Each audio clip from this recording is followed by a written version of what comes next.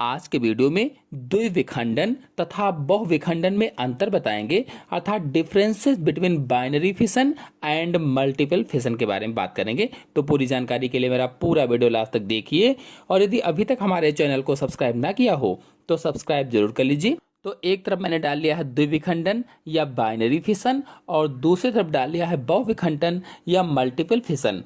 तो पहले द्विविखंडन में देखते हैं। केवल दो संतत जीव बनते हैं, मतलब जो द्विविखंडन है, जो बाइनरी फिशन है, इसमें केवल दो संतानों का निर्माण होता है। कहने का मतलब यह है कि बाइनरी फिशन अथवा द्विविखंडन में एक कोशिकीय जीव दो समान भागों में बट जाता है। जैसा कि आप लोग चित्र में देख रहे हैं कि अमीबा से दो समान जीव बन रहे हैं या बने हुए हैं, जबकि जो मल्टीपल फिशन है, इसमें बहुविखंडन में एक जनक से कई संतत जीव बनते हैं। अर्थात मल्टीपल फिशन या बहुविखंडन में एक कोशिकीय जीव बहुत से छोटे छोटे खंडों में बढ़ जाता है।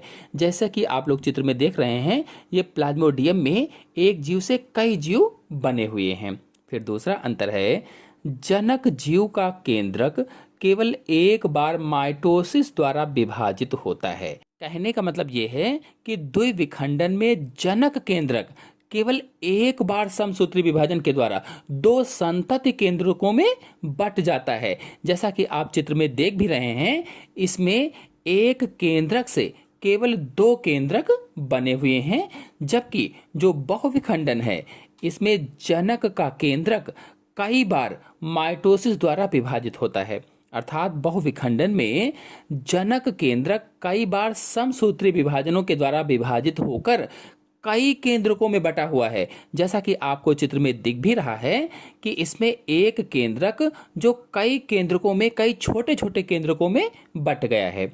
फिर अगला पॉइंट है, कोशिका द्रव्य भी समान भागों में बढ़ता है। अब इस पॉइंट में कहा गया है कि कोशिका द्रव्य यानी साइटोप्लाज्म भी दो समान भागों में बढ़ता है। तो आप चित्र में देख ही रहे हैं कि केंद्रक के साथ ही कोशिका द्रव्य भी दो बराबर भागों में बट गया है, जबकि बहुविखंडन या मल्टीपल फिशन में कोशिका द्रव्य प्रत्येक संतति केंद्रक के चारों ओर इकट्ठा होकर नए संतति जीव बनाते हैं।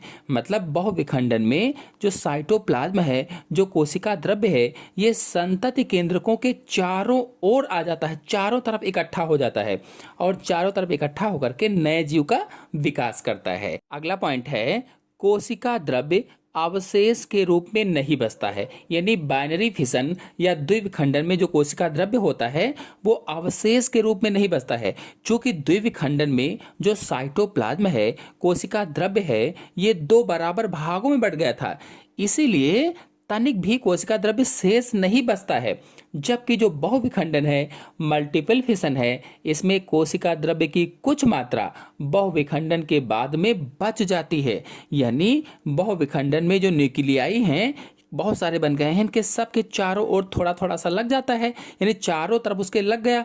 अब इसी कारण क्या हुआ कि थोड़ा बहुत बच जाता है, इसलिए कहा गया है कि कुछ मात्रा बहुविखंडन में कोशिका द्रव्य की बच जाती है। फिर अगला पॉइंट है, द्विविखंडन के कारण जीव अमर हो जाता है। कहने का मतलब है, एक कोशिकीय जीवों में अमरत्व आ जाता है। यानी एक कोशिकीय जीवों में जो द्विविखंडन है, द्विविखंडन के कारण ही उनका एक कोशिक शरीर पूरी तरह से दो संतत जीवों में बढ़ जाता है। इसीलिए जो जनक जीव है, वो दो संतत जीवों के रूप में हमेशा जीवित रहता है। इसीलिए कहा गया है कि द्विविखंडन के कारण जीव अमर हो जाता है। जबकि जो बहुविखंडन है, बहुविखंडन में जीव को अमरत्व तो नहीं मिलता है, अमर नहीं होता है। फिर अगला पॉइंट है, द्विविखंडन केवल अनुकूल परिस्थितियों में ही होता है। अनुकूल परिस्थितियों में जो बाइनरी फिशन है, जबकि जो बहुविखंडन है, मल्टीपल फिशन है, ये अनुकूल और प्रतिकूल दोनों प्रकार की परिस्थितियों में होता है। अगर द्विविखंडन या बाइनरी फिशन के उदाहरण को देखा जाए तो अमीबा, पैरामीशियम, युगलिना, बैक्टीरिया, इन सब में द्विविखंडन या बाइनरी फिशन होता है। जबकि बहुविखंडन में प्लाज्मोडियम है, मोनोसिस्टिस है, इनमें मल्टीपल फिशन या बहुविखंडन के द्वारा जनन होता है।